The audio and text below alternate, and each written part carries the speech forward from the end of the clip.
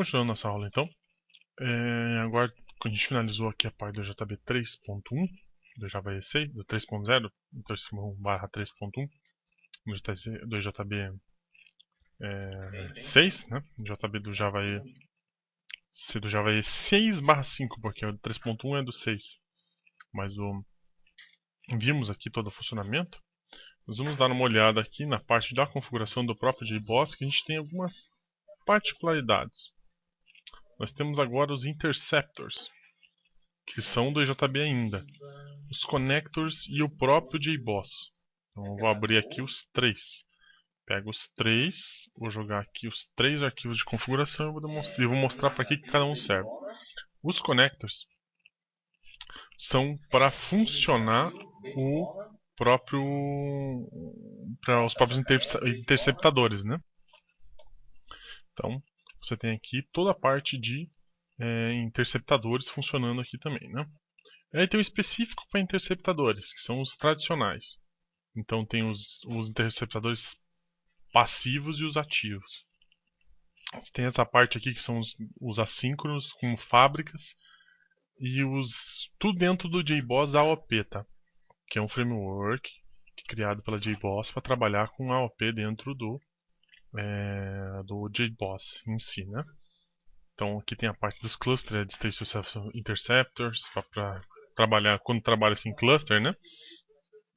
E demais interceptors aqui. Então se tiver adicionar algum interceptor dentro de alguma pilha, né? Tipo assim aqui a time stack, life cycle callback stack, injection callback stack, você joga aqui e ele vai simplesmente funcionar.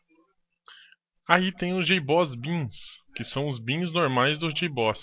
Então ele vai fornecer, por exemplo, um JB3 User Transaction Provider dentro da implementação que você tem. E claro, não funciona com AOP, né? Ele usa aqui uma anotação que é a Disable AOP dentro desse provider de transação aqui. Então, esses três aqui controlam a execução do JBoss dentro do container. Então, eu vou criar aqui, por exemplo, um interceptor. Eu vou agora criar um interceptador para essa minha classe. Então, esse meu singleton session, vamos dizer assim. Então, eu vou vir aqui e vou criar uma Java class chamada myInterceptor, ADB. Então, esse meu interceptor vai ter uma funçãozinha aqui, que é o log call, certo? Que tem a notação around invoke.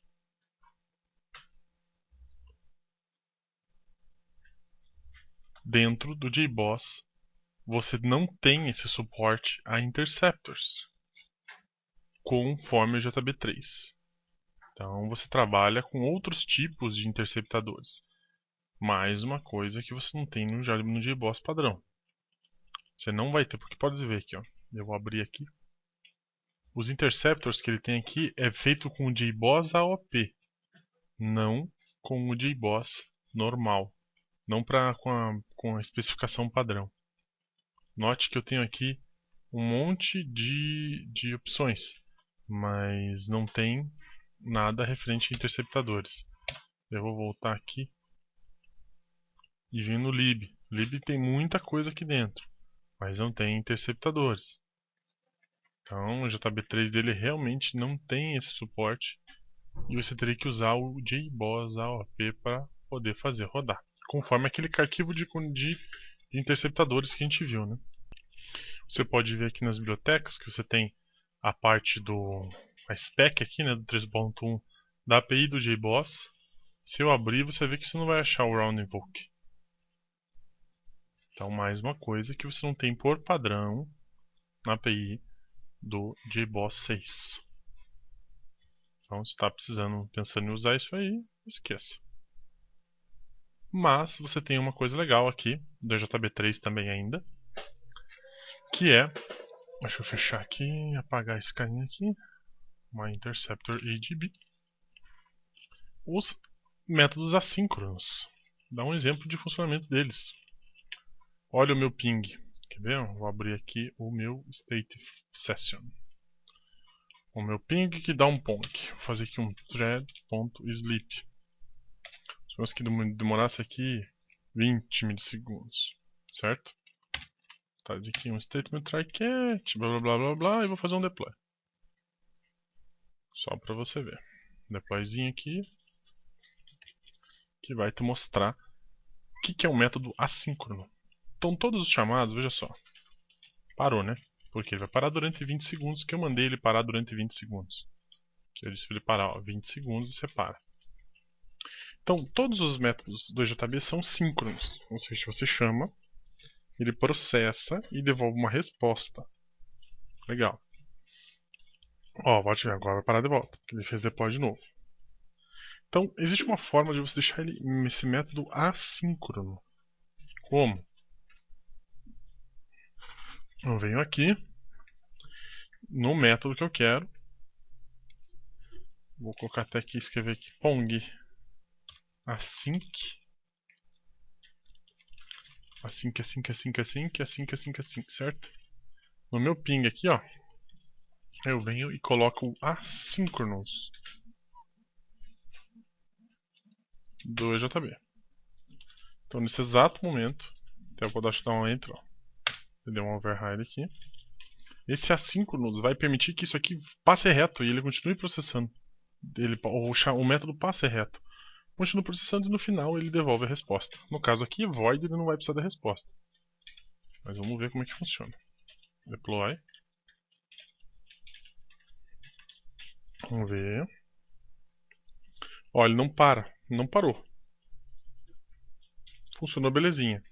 Mas a gente não teve a resposta ainda. Está processando as duas chamadas lá do ping.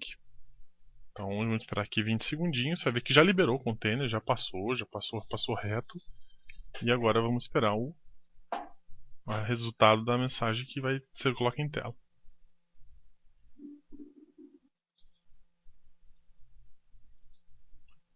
Aí ele pegou e fez deploy de novo. Injection error. Blá, blá, blá, blá.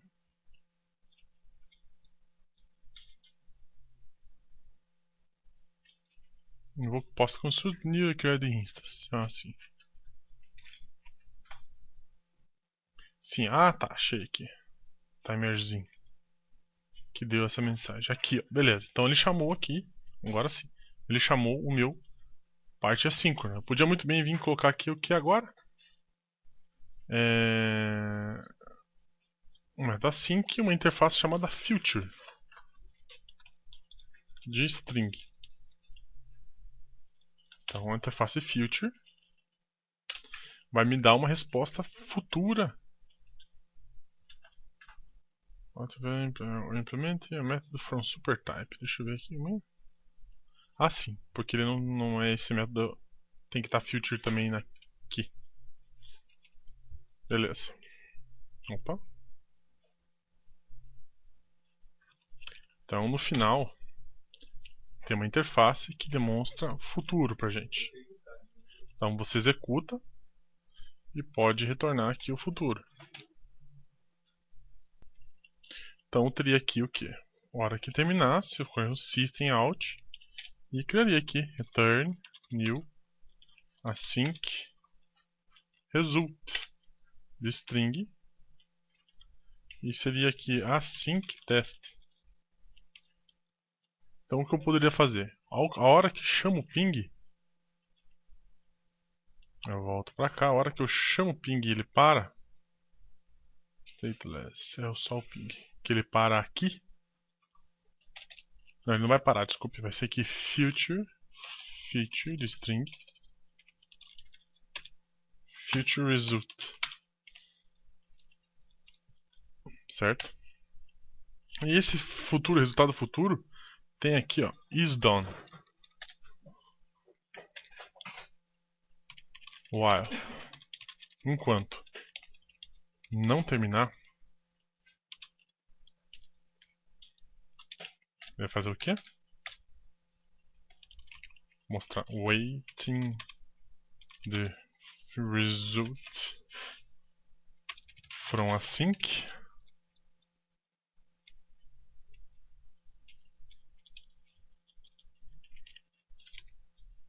Waiting the result from async thread.sleep Um segundinho. Certo?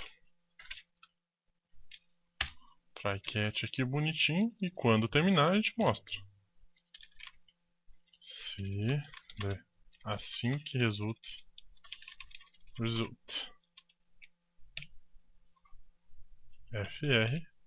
fr.get.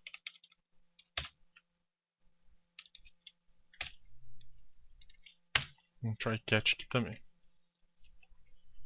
E deploy. Então ele fica guardando. E caso dê algum erro, ele vai mostrar para nós.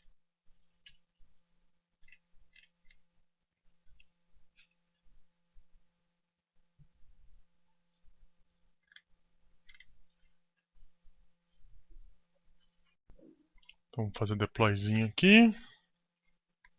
Deploy. Nosso projeto, vamos ver se vai aqui o negócio. Deu uma congeladinha, mas é para funcionar. Se for create. Agora sim. Então agora ele fica processando cada uma das chamadas por trás dele, até ele terminar de executar todas as chamadas de forma assíncrona. Olha lá. Chamou todos os caras de timers que estavam parados, né? Porque, ó, aqui, ó. E retornou o async.pong. Que era aquilo que a gente tinha feito. Ó, o async.pong e retornou diretamente. Ó, o async.pong. Ele processou, esperou e retornou. Então, o método assíncrono tem essa vantagem de você poder processar de forma assíncrona um resultado. Seed async result test. Tá vendo? Async full ping. Só que o se async estava onde? Foi, então, se async result test. frget. Então ele ficou esperando lá até executar por completo, né, a chamada. Então, após o final dessa execução, você percebe que todas as partes assíncronas que foram executadas têm um certo que a gente chama de um stack, né? Que seria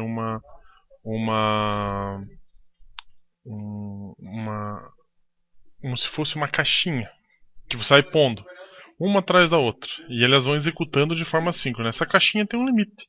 O limite padrão dessa caixinha é de 32 registros, ou seja, eu posso ter no máximo 32 objetos numa fila de resposta assíncrona ao mesmo tempo. Então, essa é uma limitação do próprio JBoss que você pode estar aí dando uma olhada nos demais containers.